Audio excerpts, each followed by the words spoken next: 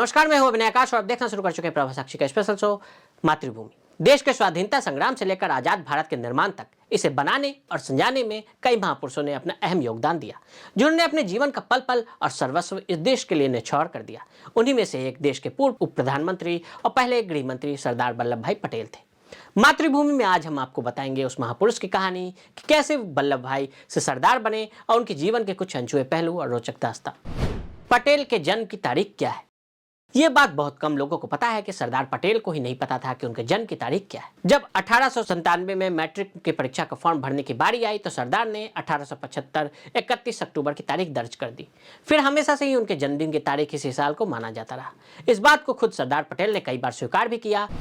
अपने माता पिता की चौथी संतान थे।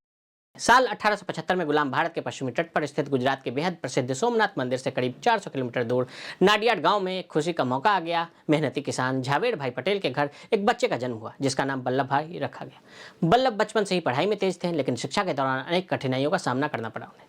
प्राथमिक शिक्षा और अपने गांव कर्मसद से पूरी करने के बाद वे आगे की पढ़ाई के लिए पटेलाद के स्कूल में भर्ती हो गए। 1893 में 18 साल की उम्र में वल्लभ भाई का विवाह झावेर बा से हुआ। 1897 में 22 साल की उम्र में उन्होंने मैट्रिक की परीक्षा माध्यमिक स्कूल से पास की। इसके बाद वकालत की पढ़ाई की और गोधरा में वकालत शुरू कर दी। 4 साल तक बतौर बैरिस्टर की प्रैक्टिस। 1902 में वो बोरसद में वकालत करने लगे, जहां वो फौजदारी मुकदमे में काफ़ी कामयाब हुए, जिसके कारण वल्लभ भाई की अच्छी खासी शोहरत हो गई। उनका रुतबा लगातार बढ़ता जा रहा था। वो शहर के सबसे महंगे वकील बन चुके थे। एक वक्त ऐसा आया कि उनका रुतबा, उनकी शोहरत इस कदर बढ़ चुकी थी कि वो कोई भी केस अपने हाथ में लेते थे तो ज़्यादातर वो जीतते थे। बैरिस्ट्री की पढ़ाई के लिए वल्लभ भाई पटेल जुलाई 1910 में लंदन चले गए और मिडिल टेम्पल के कानून की पढ़ाई की और 1913 में पटेल भारत वापस लौट आए। सरदार पटेल को हुक्का पीने का था शौक।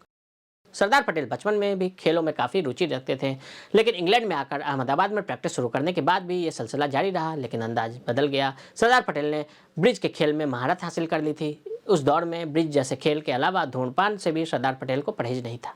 इससे पहले वो हुक्का पीने के भी शौकीन रहे थे, लेकिन महात्मा गांधी की संगति में आने के बाद सरदार पटेल ने ये सारी आदतें छोड़ दी।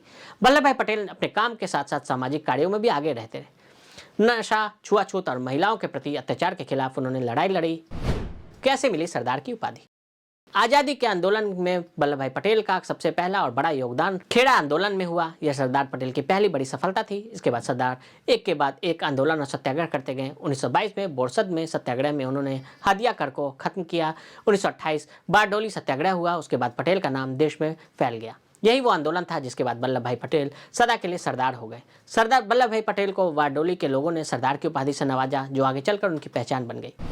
शुरू में गांधी के विचारों से नहीं थे सहमत। जब महात्मा गांधी गुजरात क्लब के लॉन में भाषण देने आए तो सरदार पटेल अपने पसंदीदा खेल ब्रिज में लगे थे। इसके पास ही बैठे गणेश मावलंकर गांधी को सुनने के लिए उठे तो सरदार पटेल ने उन्हें रोका और कहा कि गांधी के विचारों से थोड़ी ही आज़ादी मिल पाएगी। सरदार पटेल गांधी को सुनने के लिए गए तक नहीं, जबकि कुछ ही सीट दूरी पर गांधी अपनी बात रख रहे थे। दरअसल उस समय सरदार पटेल को गांधी जी की बातों पर भरोसा नहीं था। उन्हें गांधी की बातें अव्यवहारिक लगती थी। सरदार पटेल और महात्मा गांधी की मुलाकात तब हुई जब 1884 में गठित गुजरात सभा की तरफ से अहमदाबाद में बॉम्बे प्रेसिडेंसी पॉलिटिकल कॉन्फ्रेंस का आयोजन किया गया। इस बैठक में महात्मा गांधी भी गए और मोहम्मद अली जिन्ना भी। सरदार पटेल महात्मा गांधी से तब प्रभावित हुए जब सरदार को यह पता चला अहमदाबाद से 2000 किलोमीटर दूर बिहार के चंपारण में महात्मा गांधी मजदूरों के शोषण के खिलाफ आवाज बुलंद कर रहे थे। तब सरदार पटेल को लगा कि महात्मा गांधी का यह मंत्र देश के लिए कारगर साबित हो सकता है। म्युनिसिपैलिटी चुनाव में जीत। अपने दोस्तों के कहने पर सरदार पटेल म्युनिसिपैलिटी का चुनाव लड़ बैठे और जीत भी दर्ज कर ली।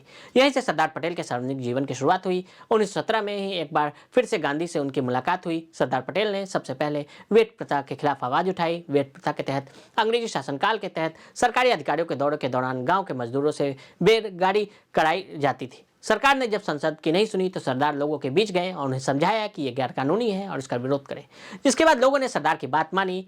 1918 में खेड़ा में किसानों की फसल खराब हो गई और नियम के मुताबिक तय मानक से 25% कम फसल होने पर सरकार उनसे लगान नहीं वसूलती थी, लेकिन सरकार ने मनमानी तरीके से लगान वसूलना जारी कर दिया। सरदार ने खुद हालात का जायजा लिया और गांधी से इस आंदोलन को लीड करने को कहा। इस आंदोलन के दौरान ही सरदार पटेल की वेशभूषा में बड़ा बदलाव आया। वो गांधी की तरह ही ठेठ ग्रामीण परिधान पहनने लगे। अंग्रेज और जिन्ना की साजिश नाकाम। अंग्रेजों ने भारत के 2 नहीं बल्कि 565 टुकड़े करने की साजिश रची थी। उन्होंने भारत की स्वतंत्रता के लिए जो अधिनियम बनाए थे, उनकी एक शर्त यह भी थी कि देश में जितनी भी रियासतें हैं वो चाहे भारत या पाकिस्तान के साथ रहें या फिर स्वतंत्र देश बन जाए। आज़ादी के वक्त देश में 565 रियासतें थी। अंग्रेजी उन सबको उकसा रहे थे, जिन्ना उन्हें पाकिस्तान से मिलाने का लालच दे रहे थे। नाजुक मोड़ पर हिंदुस्तान खड़ा था और गांधी जी के सामने इम्तिहान बहुत कड़ा था। तभी एक पर्दा गिरता है और दूसरा उठता है। भारत को बचाने के लिए लौह पुरुष निकलते हैं। सरदार पटेल ने अकेले दम पर अंग्रेजों की नकेल कस दी। उन्होंने 565 रियासतों में से 562 को बंटवारे से पहले ही भारत में मिला लिया। जूनागढ़, हैदराबाद और जम्मू कश्मीर केवल 3 रियासतें रह गई। आजादी के बाद भी मनाने का दौर चला। सरदार पटेल ने जूनागढ़ और हैदराबाद का विलय करा लिया। वहीं 1947 में ही जम्मू कश्मीर का विलय हो गया। अगर आप भी लेना चाहते हैं देश दुनिया की तमाम जानकारी तो आज ही सब्सक्राइब करें हमारे चैनल को। साथ ही नीचे दिए बेल आइकन को जरूर दबाएं ताकि हर अपडेट आप तक पहुंच सके।